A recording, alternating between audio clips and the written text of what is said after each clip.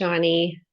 It's such a gift to speak to you. We met years ago at the National Kids Yoga Conference, and it was just one of those things. You know, when you just meet people, there's like an instant energy. I just felt that about you. And what I love about, I don't even know, I'm excited to learn about your whole journey, but what I saw is your dedication, your whole life dedication to working with children with autism and special needs.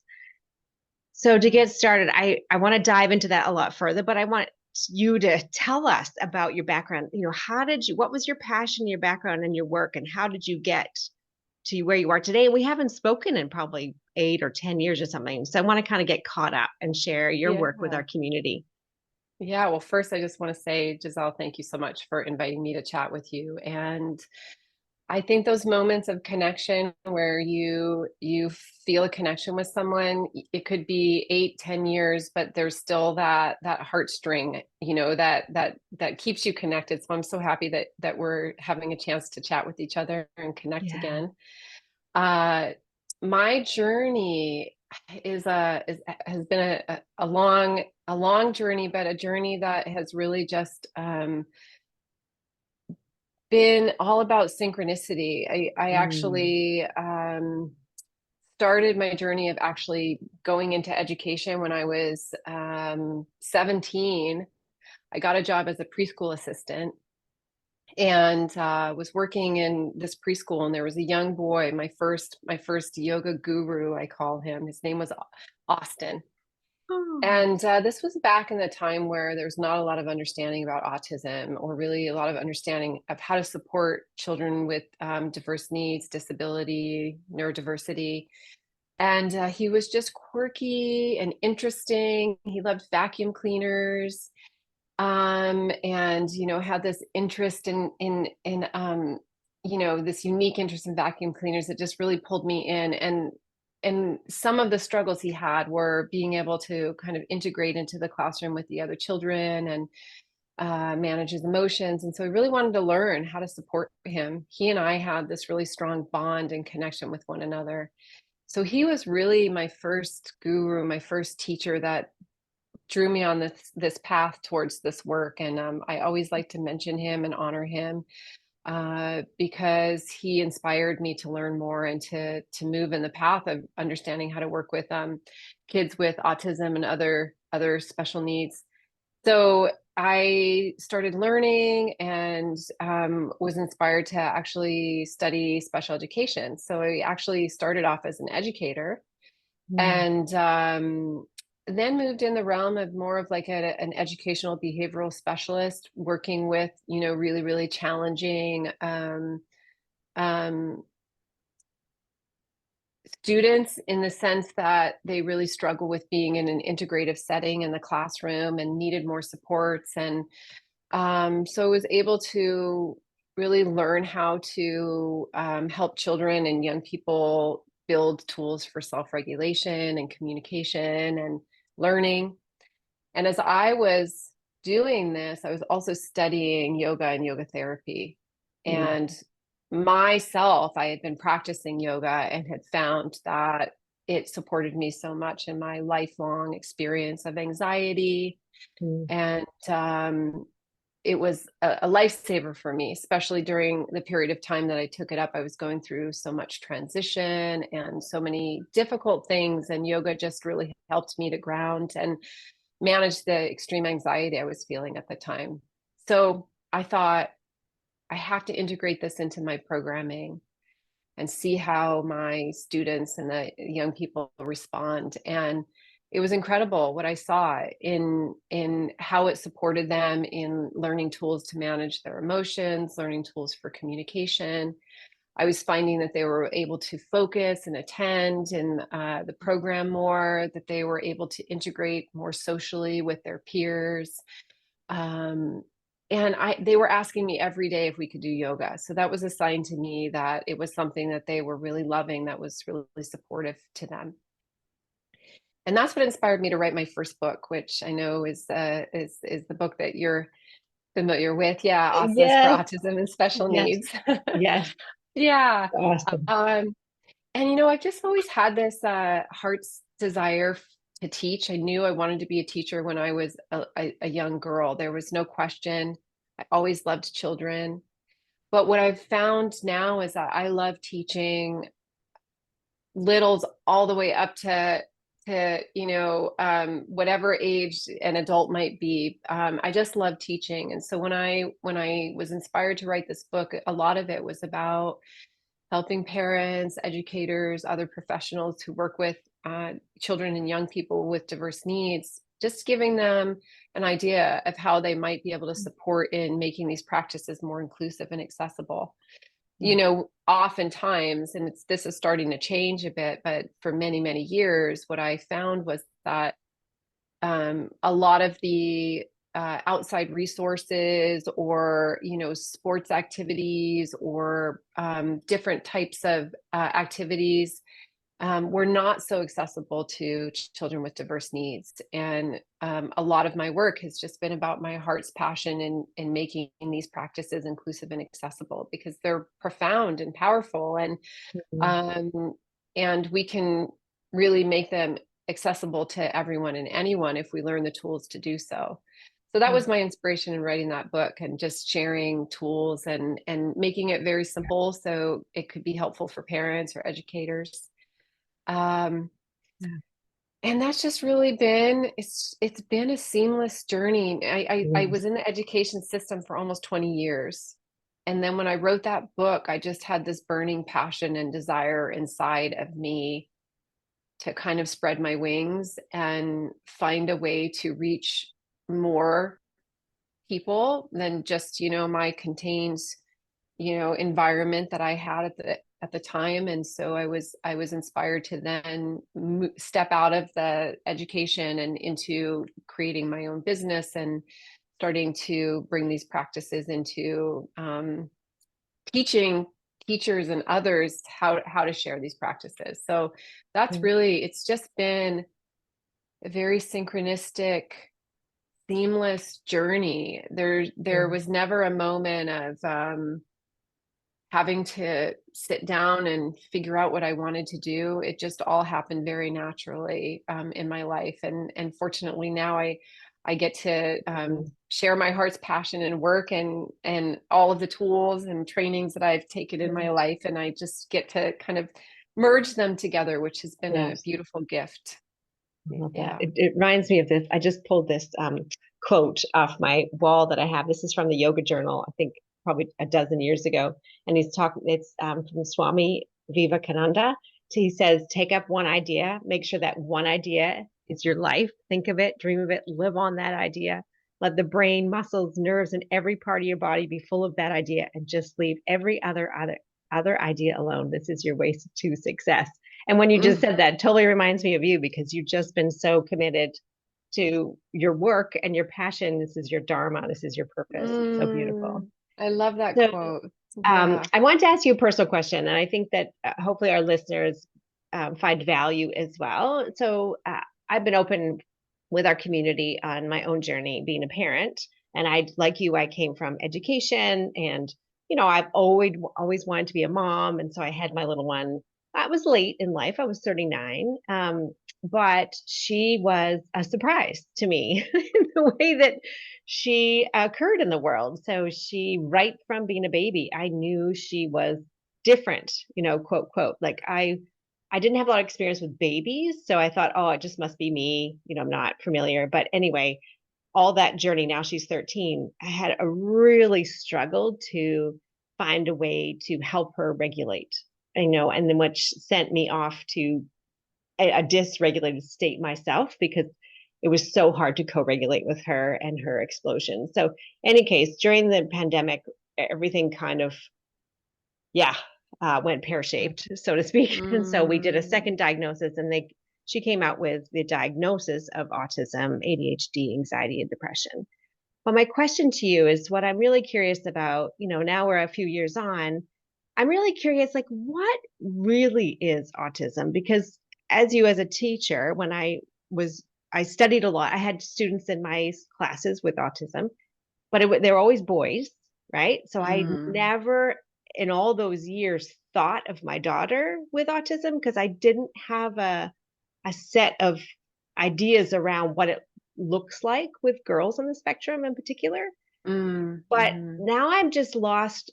I'm sort of lost in this haze of like, what is it? And so we have definitely friends and family and community members who are in denial that she's different because she masks out in the Mm-hmm. world, right? And so we see a lot of the big behaviors at home. And the Yes. teachers are not always supportive because she's a little quirky and different and quite demanding, but she's a lovely kid. So how, in your experience, I mean, you've been doing this forever, decades. Yeah. What are sort of your, like, how do you, I don't know if define is the word, but how do we characterize or how do we speak to this population of people on the spectrum? Does that make Yeah, sense? it does. And gosh, it's a really challenging question to answer just because it's a spectrum and the spectrum is so unique and different for every single individual. And that's what I've seen over the years is there's no one child that's exactly like another child in terms of how to describe what it is to be autistic. And I've spoken to many autistic adults who've been able to share with me their experience, and they're all very unique. So Mm, the really the way that I think about autism, especially over kind of the progression and evolution of us understanding more and of there being more voices heard and being able to explain their own experience of those autistic voices out in the communities, is that it's really a way of individuals' brains just working differently, processing information differently, seeing the world differently through their eyes, experiencing the world differently in their bodies. mm, And there's if you were to go into the diagnosis of autism, we know that there's the element of sensory processing and sensory integration that's often a challenge. There's the area of interoceptive awareness and being able to either recognize or sense internal experiences or being really really sensitive to those, right?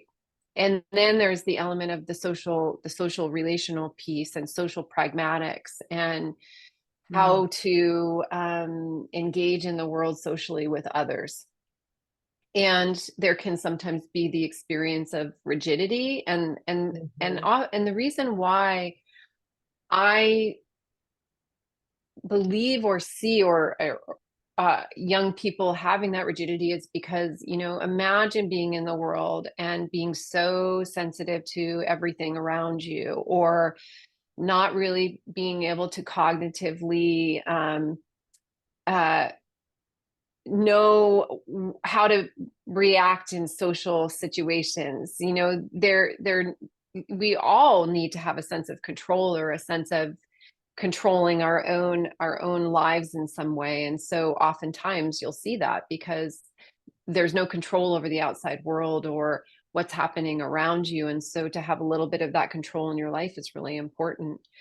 right. So that's a difficult question to answer. I know they identify specific characteristics, but for me, honestly, I've seen so many different experiences of individuals with autism. And we are Yeah. learning more that with girls, they tend to be diagnosed much later on. They're not recognized as easily. They're often, kind of overlooked in a sense, exactly for the reason that you were saying, because of the masking and, kind of showing something different, maybe in the community setting versus what you're seeing at home.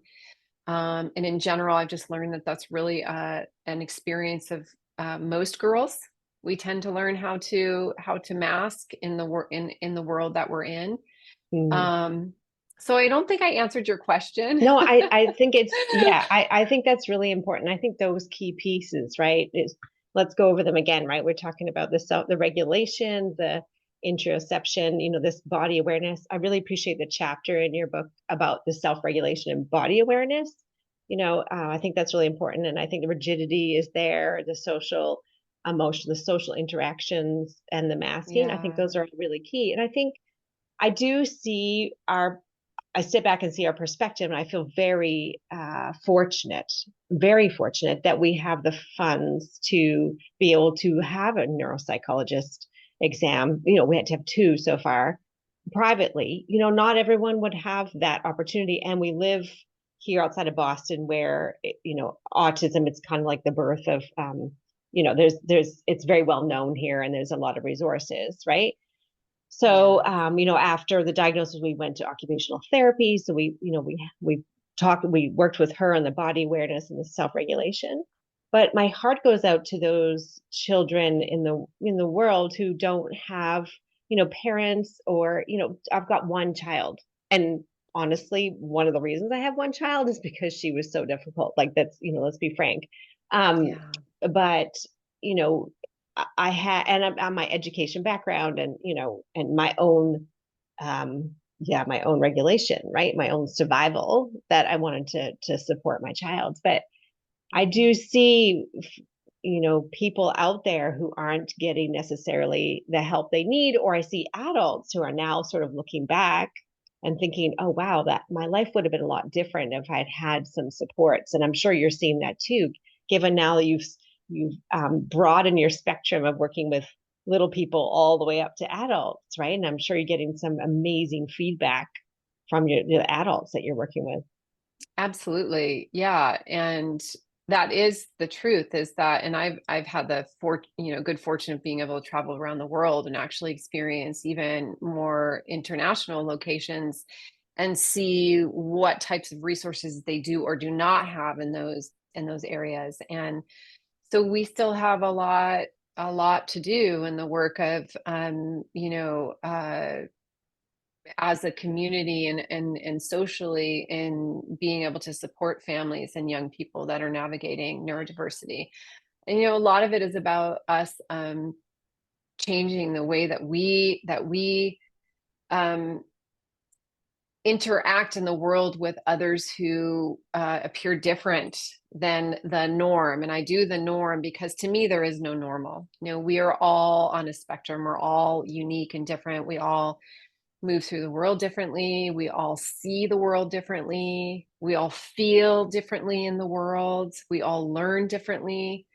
And so a lot of it is about us learning how to create a more inclusive, environment in the world in general. And that's a big feat. Yes. So, one of the things that I really love about what I get to do in terms of teaching tools to, and I teach this to all kinds of professionals, OTs, PTs, teachers, yoga teachers, whatever it might be, is that we can bring in community resources that can help support young people in some way if they're not able to access these more private resources or paid resources that some parents can get for their children. And that's a piece of giving support to them. And yoga is such a beautiful practice to provide and offer, because it supports with self-regulation, Yeah. it supports with sensory integration, it supports with communication, it supports with socialization and community connection. Uh, and I was so inspired when I was learning more deeply about yoga, and I had studied and had worked with young people with diverse needs for some time, that, oh my goodness, these merge so beautifully together. The needs on this hand and what can support them on this hand was just amazing. And so I find there are more and more parents and educators and professionals that are seeking this out as more of a holistic kind of avenue to support young people with diverse needs, as well as how to bring it into their communities for those who may not have access.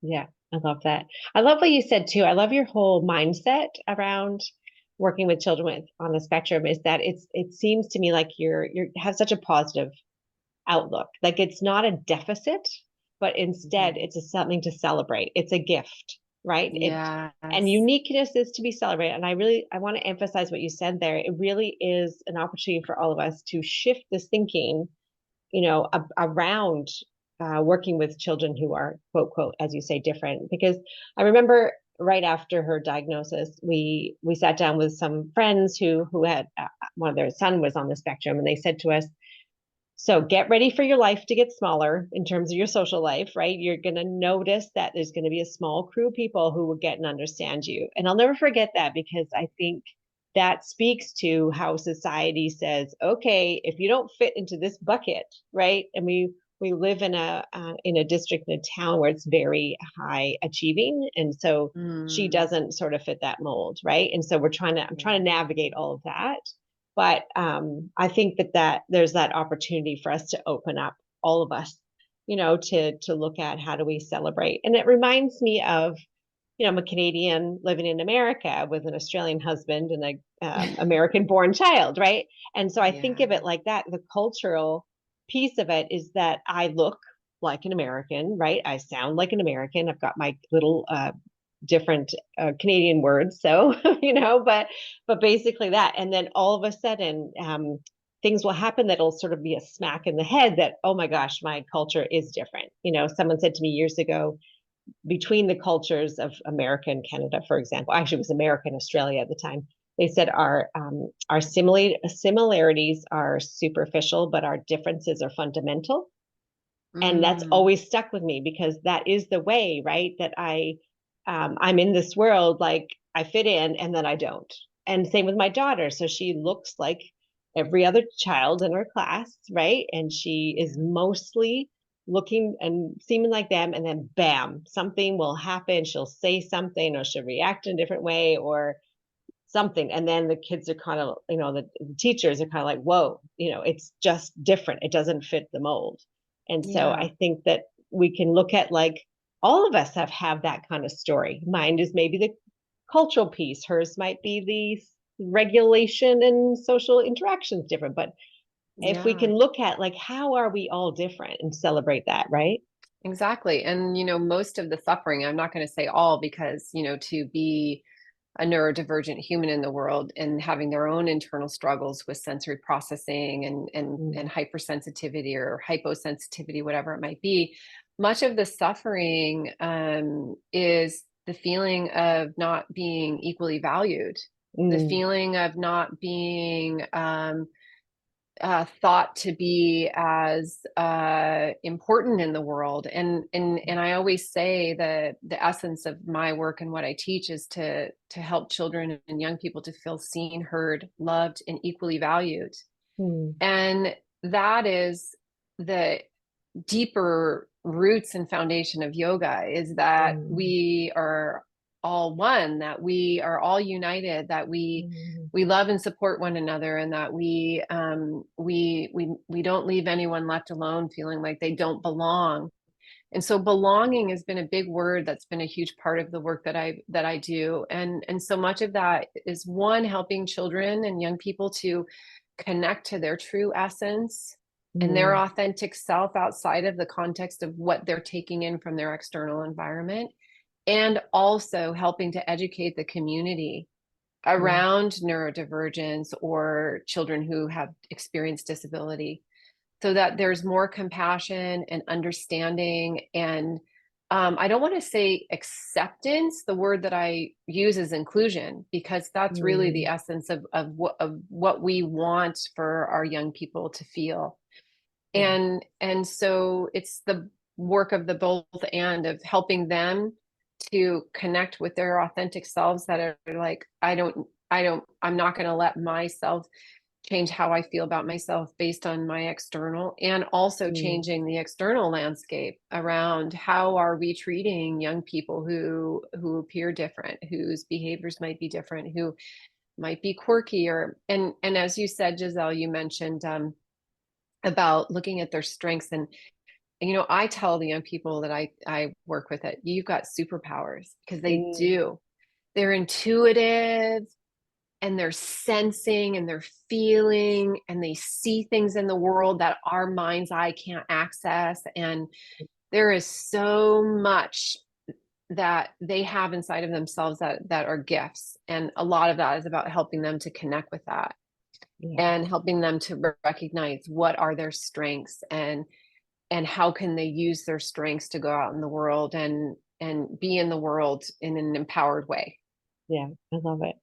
Yeah. So, what are some of the practices that take us like a fly on the wall into to an experience that you have with a child on the spectrum? Say, what are Yeah. some like we get the yoga mindfulness, but what exactly are you working with them on?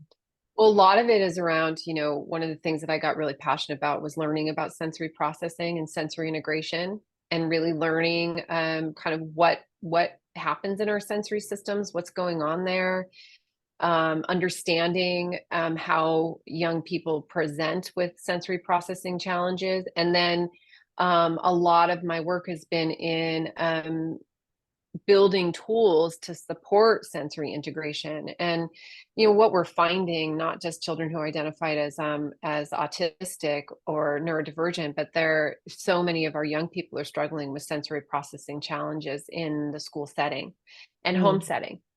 A lot of that has to do with our the way that we live, the environment, access to movement or in access to movement, all those things. I won't go into all of the reasons behind that, but that's a lot of the foundation is around sensory integration. I'm really passionate about that being a very foundational piece for um, those who support young people or parents to understand. Um, the other element is, you know, meeting them where they're at. And, we can go into a yoga class with our own agenda, right? And our own, ideas of what we're going to do and show up with this big, idea of it's going to go exactly this way. And we know working with children, that's just not the case anyway. But if you're working with children with, diverse needs, it's a lot about tuning in, first attunement, and mm, really paying attention and knowing, you know, how can I show up for them exactly where they're at?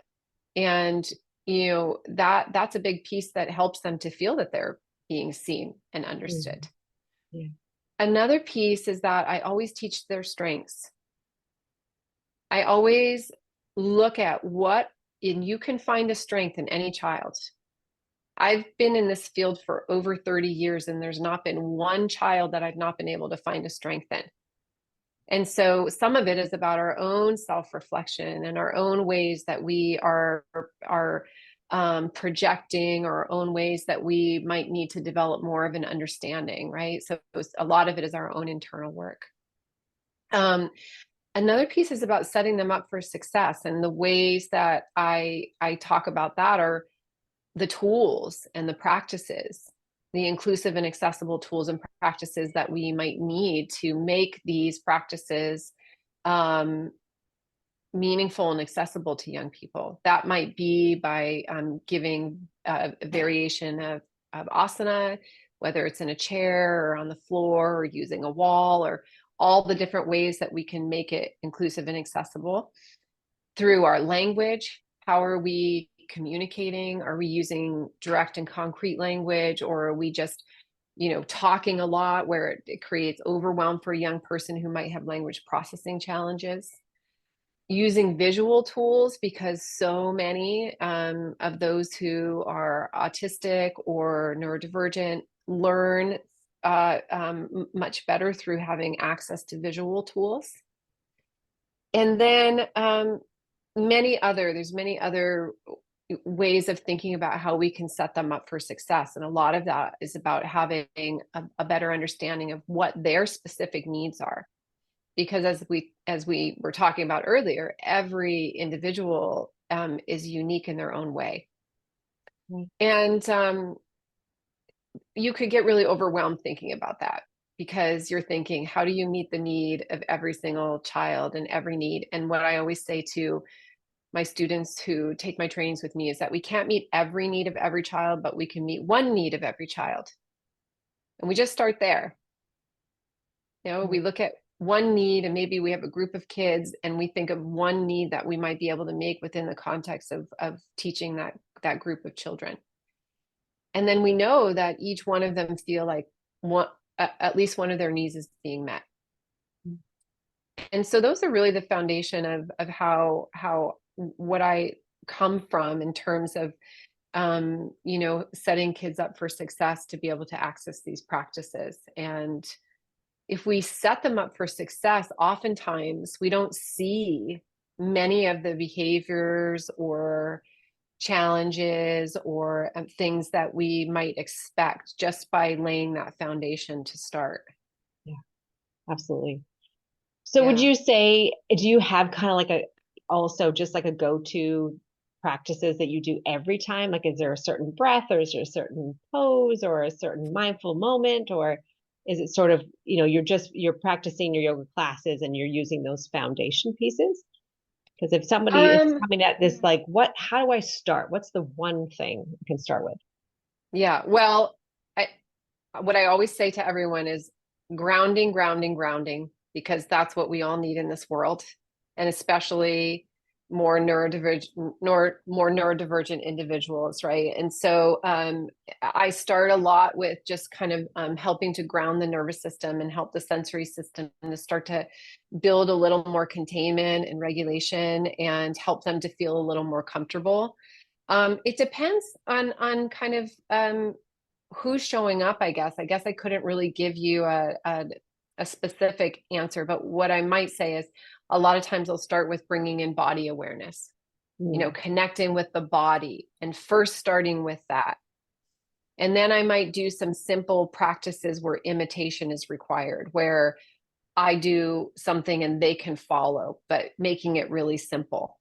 So the key is not to start with things that are too challenging to begin with. Setting them up for success means that we make things accessible and kind of almost easy to begin. So yeah. there feels like there's a sense of mastery or a sense of being able to do this. Because what I found over the years is that so many of these young people, there's a fear of not being good enough or a fear Mm, of, maybe not wanting to participate because they're afraid that they don't know what to expect. So a lot of it is about helping them to know what are the expectations, letting them know in advance, what are we going to be doing? mm, Um, Having visuals to help with that so they know. And that's been the biggest piece for me is making sure that you're very clear about what you're going to be doing and that they know what to expect. Because there can be a tremendous amount of anxiety around not knowing what to expect yeah. with anyone, but in particular, I found with more neurodivergent kids or young ones who have anxiety or experienced trauma, Yeah. predictability is really important.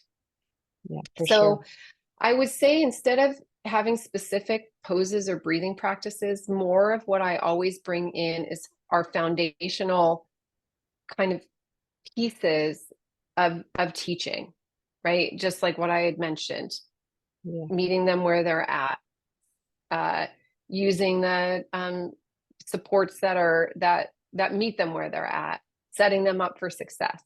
That's Mm, always the foundation beneath anything that I teach. And I find that if I arrive with that, oftentimes it makes things go much more smoothly than yeah. if I were not to begin a class or a one-to-one session with a young person. Yeah. Yeah. What Yeah. I'm hearing from you too is there's that piece of really tapping into your own intuition, really being regulated yourself so you can be in tune with the people in front of you, the young people, that you can connect with them, and then arises the practices. It's sort of like you are yoga. You're a walking, it's your lifestyle, right? And so it comes Yes. naturally to you because you're so in tune with Yeah. yourself, with the practice and what they need. I love And that's a that piece that intersection. I Yeah. talk about is doing our own practice. And Mm, yeah, I think of myself as maybe a conduit through which my regulation can help support them. And I find that relational piece is huge. That piece of them feeling safe and comfortable with you. And mm, I also have found that the young people, autistic, neurodivergent people are very, very sensitive to our energy. And so if we're coming into this space and we're all amped up and we're not grounded and we haven't done our practices, they are going to feel that. And we know the language around co-regulation. I mean, this has been something I've been experiencing for Yeah. all of my time working with young people, but we have the language to support it around the co-regulation piece of when we can come in calm and grounded and attuned, Yeah. they can feel that. And just the relational piece can be something that can help to ground and help them to feel that sense of belonging, like I was talking Yeah. about earlier. Yeah, and I think Uh, this goes beyond the yoga classroom too, right? It's like you said, the special education classroom, the regular classroom, it's everywhere. Being a parent, being a caregiver, working in recreation, wherever that is. I think that's one thing I've made the biggest difference for me the last few years is kind of going away from looking at all the strategies and trying all the different things and researching and learning just like a teacher. That's my teacher mind. And yeah. stopping and think actually the most important thing I can do is look after myself and love on her. And that really was a turning point for us. So yeah. So you talked about Yeah. Austin and the beginning. Mm-hmm. I love stories. Shawnee, tell us a story about, a special moment or a magical experience you had with one of your students on the spectrum. Oh And gosh. I Okay. know there's Oh be my gosh, I alone, have but you so must, many. I know, I have you so must have many. one that is just, has always sat in your heart. Yeah. Um, well, I'll speak of one experience with a young person in my program, and I talk about this in my new book, which I don't know if you have that, No, Giselle, or I not. don't. Yeah. Um, but I'm just going to show it if you don't mind it, just so I can Yes. people can see. But this is my new book, Yoga Therapy for Children and Teens with Complex Needs, Oh, great. packed And then you full can of. tell us the difference between the two books too. That would be great. Well, that book I wrote in 2014, and it's like an introductory kind of handbook, and it's great, and it has instructions for, the practices and all of that. And this, I want to say, is like a textbook. Mm, This is like packed with so much information for working with children and teens with complex needs. And I have some poetry in there, and I have some stories, and I have some of my own personal journey that I share. And you and I, Giselle, were talking earlier before we started recording just around vulnerability and kind of talking a little bit about how I got onto this path and my own experience with childhood trauma and adverse experiences and sort of how that moved me forward into this work that I'm currently doing, which is a lot around working with trauma now as well. But I tell a story in the book about a young, he was a high school age young man, came from a very, very difficult background, autistic. And I have permission to share this. I don't use the name, but received permission to be able to share about this story. But he had a lot of really difficult experiences as a young person, a lot of trauma. And so he was very dysregulated and really struggled in terms of his anger. When he'd get angry, it would often turn into a very explosive experience where he may end up damaging property or may end up becoming aggressive or, just really kind of explosive, 0 to 1,000, you know, um, uh, big emotion expression. And when I was in the program, I was teaching some of these strategies from my first book, and we did a lot of breathing practices. And one of the practices that we would do was dragon's breath.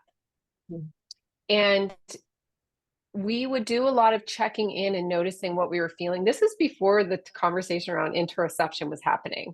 I mean, this is right. a big topic, but this is before that. And I would do a lot of checking in and a lot of body checks and noticing, Mm, and a lot of times it would be when they were not dysregulated. It would just be saying what makes you feel angry and how do you feel in your body when you feel angry. And so we would talk a lot about these emotions, and this young man would tell me, I feel heat, I feel fire, I feel like I want to explode. And this is how he would explode. That was what his behavior would exhibit. And when he'd get angry, he would flee the classroom and just leave, and then it would turn into a big, sort of thing. And so he and I made an agreement with each other that, and when we have big emotions. We know this about the brain. We're learning a lot about the brain, right? We've got the amygdala, the survival, and then we've got the prefrontal cortex. It's more cognitive thinking, decision making. Well, that goes offline when you're having big emotion, right? So you're not able to communicate effectively. You're not able to think clearly. And I knew for him that language was already difficult. And I knew for him that he could not say, I'm angry, I need to take a break. And Yeah. so we practiced dragon's breath when he was not dysregulated and just explored him breathing this fire out and imagining he's a dragon and he's letting the fire come out. And we decided I would make a little dragon face with a popsicle stick. And when he started to feel in his body that he was becoming angry, he would hold up his dragon and he could go outside and do dragon's breath. The profound change in his aggressive and destructive behaviors, it didn't mean he didn't have them. You know, it Mm. didn't mean that there weren't moments of that happening, but they were far less. And he learned how to be able to express, I'm starting to feel upset. I need some time. And we figured out a way for him to do it in a way that was supportive to his language and communication needs. And that's just one of the stories. Oh And my gosh, it's amazing. I can totally yeah, relate to that. My head is buzzing, thinking, "Oh, how can I wonder my daughter?" As soon as she's at sleepaway camp right now, but yeah, I love that. yeah. So It's we such a we simple and thing. And what you've just demonstrated is all the pieces of what you've talked about, right? You've talked about being in tune with a child, understanding what's under the surface, right? The iceberg, is what's going on yeah, for them under, helping them be aware of what it looks like inside of them. For him to even say it's a fire, then you're linking the breath, dragon's breath, to his yeah, fire. So he's got something tangible that's meaningful and relevant for him, right? And it also provides what he needs, right? The fierceness of the breath. And then yeah, you're providing him a visual of a dragon so that he can say, this is, noticing before it happens, right? Before yes. like the soda pop can explosion, right? Noticing that, being able to say that. That's, like you said, that's profound. I mean, Yeah. that And that he didn't. could change the trajectory of his life on something so simple. Absolutely. And that's the piece, is that it is profound. And I found that it was profound. And that's just one Yeah. story. I have Yeah. hundreds of stories, but the piece was he didn't have to use language because this isn't accessible. Right. He just held it up and that was his Yeah. communication. And Yeah. then I would see and I'd give a thumbs up. So it wasn't like, let's bring a lot of attention or embarrass him. It was Yeah. like, go do your dragon's breath. And then sometimes I would go out and Mm. check in and maybe I would do it with him and we would explore it together. Mm. But again, the foundation underneath that is meeting him where he's at, setting him up for success, and leaning into, uh, what how does he effectively communicate, or what supports might he need to help him effectively communicate. Yeah. And so all of those elements that I just talked about are part of that as well, just like you were kind of reiterating all the pieces that were there. Yeah. Right. And yes, those when we can help young people learn these Mhm. tools, in particular young ones who might struggle with communication. Breath is communication. Our breath comes from our diaphragm and communication comes from our diaphragm. So breath is communication. Yeah. Yeah. And so when we explore that and let young people know your breath is a superpower, your breath can be your communication and expression, that can Mm. be really powerful, especially for more neurodivergent individuals that struggle with being able to effectively communicate. Yeah. And I also want to speak to the piece about, when you're describing that, there was a couple students in the school I worked at last year who definitely fit this profile. And I wanted for the listeners out there, I think, there is a piece of giving ourselves grace that we can't always get it right. We can't always be the one to save every child or provide them the tools. And I don't want anyone listening to this thinking, "Oh, great, I screwed up that child's life," or "I should have done this differently," or I mean, even Yeah. as a parent, I can say yes, there were lots of times where I'm not proud of how I handled the situations, and or often in survival mode. And teachers these days, there's 20 to 30 children in a classroom, a lot of neurodiversity, right? A lot of Yeah. definitely bigger behaviors than when I was a young teacher. So I want to put that out there too. Like, listen to Shawnee's story as inspiration moving forward. Yeah. Don't take And let on me shame say, and guilt from the past, and let me say, I say this all the time in my trainings. I can't tell you how many mistakes I've made over the years. Mm, And mistakes are learning opportunities. And mhm, we are not perfect. And we cannot know exactly what every single child needs or be completely attuned all the time. But we can continue to strive to grow and learn and evolve. And the piece underneath that is compassion for ourselves. And mm. that's part of our practice as well. Because if we can't have compassion for ourselves, we're showing up with judgment of ourselves in the space with the young people. And that's impacting that connection. So, and I say, how human of you. Oh my gosh. Seems to be that I was just speaking to Wendy O'Leary. She wrote It's Okay, and she does a lot of compassion work. And we were just talking about this yesterday. I had Judith Lassiter's book with me to share that has been my saving piece of the last couple Yeah. years is the hand on heart. And she was going to the the benefits of actually, like, I always put my hand on heart as Self contact. natural, but Yeah. there's actually the science behind the feeling of the hand on the heart, the somatic, right, in your work as Yes. well, right? Yes. But that, how human of me, oh my goodness, it just melts everything away. Oh, it's Yeah. been transformational. I feel like it's just like, you hear it once and then, it's just out there. It's such a beautiful thing. So thanks for bringing Yeah. that up. Oh, yeah. And I think, no, just your hand at your heart. That's the piece to come back to as an educator, as a parent, or as anyone who's working in the profession with young people. Or I always say, I work with children all the way up to inner children. You could be 70 and I'm still working with your inner child. Mm, We're still meeting your child somewhere. yeah. Is that we are always coming back to compassion and open and being open to learning from mistakes. And Mm, when I lead trainings, I say that these practices are not like when we're doing practice teaching, it is not about you getting an A+ for teaching. What did you learn in the process? mm, And how might you grow, and what worked? And so that's a piece that I think has been part of my ability to grow throughout these years is being able to offer myself grace and know that it's not going to be perfect. When you're teaching a yoga class to a bunch of kids who are neurodivergent, the perfection does not belong.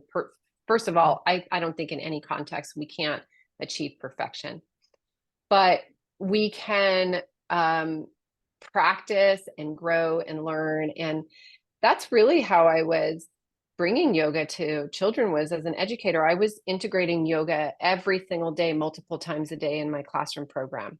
mm. So I understand the challenge of as a teacher of having this big group, and they were very simple, very short practices that helped me to regulate, Yes, right. helped the other professionals in the classroom, the assistants, to regulate, and Yeah, also help the kids to regulate. So it was a win-win situation for everyone. yeah, I love it. Beautiful. Oh, thank you so much, Shawnee. I could talk to you all afternoon. I so Yeah. appreciate. Thank you for your service. These 30 odd years you've been doing this, and I look forward to connecting more and sharing your work with our Yeah, community. And absolutely. just Yeah. thank you Thank so you, Giselle. much. And I appreciate all the work that you do and your wonderful books that you share in the community and all of your resources. And thanks for inviting me. I just feel grateful anytime I get the opportunity to share and um, talk about my heart's work. So Yeah. um, yeah, and hope we see each other in the future somewhere. I don't know if you Yes. want me to share kind of where people Yes. can Where, yeah, find me. where can we find you? Okay, so probably the best way is through my Instagram, which is Asanas for Autism and Special Needs. So you can connect that way, see all the offerings and resources that are available there. If you go to my profile link there, it'll bring you to the website and they'll share. And I have many, many tools and resources. Part of my jam is also having developed curriculum as a special educator. And so, the piece of the curriculum development and the yoga also have come together. So there's a lot of tools, visual supports, my books, trainings, all the things. And then, reach out to me. I always love it anytime I get any messages from others. And that's the best place. I'm Yes. all over the place, but that's probably the Right. most narrow path to find me. Yes. Beautiful. Thank you so much, my dear. Thank you, Giselle. Thank you. We'll see you in the future sometime. Yes, definitely. Okay. Take care. Thank you.